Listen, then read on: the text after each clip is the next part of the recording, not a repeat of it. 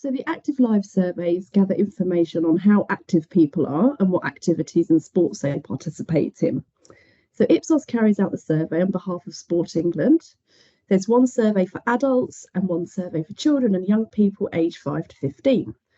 The survey covers not just traditional sports and fitness activities, but also active travel, leisure, as well as attitudes and well-being. The data allows to explore differences in so, for example, differing levels of activity by gender. Sport England's vision is to enable everyone to benefit from advantages of being active. There are inequalities in sport and physical activity across the population, and one aspect of Sport England's vision is to reduce these inequalities. The Active Lives Survey is a key source of evidence about how activity levels varies between demographic groups and helps Sport England understand which groups are missing out on the benefits of an active lifestyle.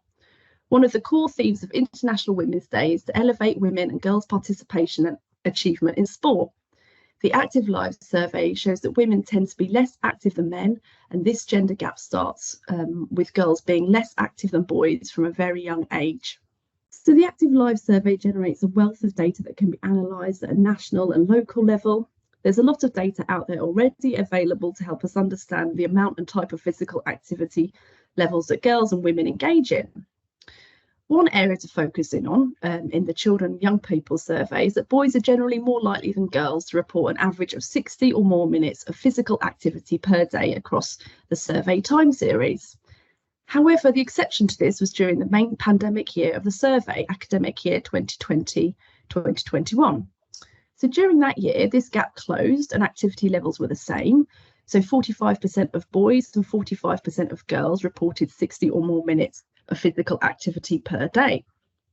The proportion of boys who reported being active that year declined, while primary age girls' activity levels actually increased and secondary school girls maintained their activity levels. So during the pandemic, it seems that girls were able to continue or replace their physical activities, even though they lacked access to the school sports activities.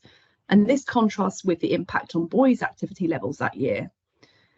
And since then, their activity levels have actually returned to pre-pandemic levels. So this raises a question to me of why girls are not getting the full benefit of school sports activities that boys seem to be able to take part in when schools are open. What are the barriers to girls taking part in more physical activity at school?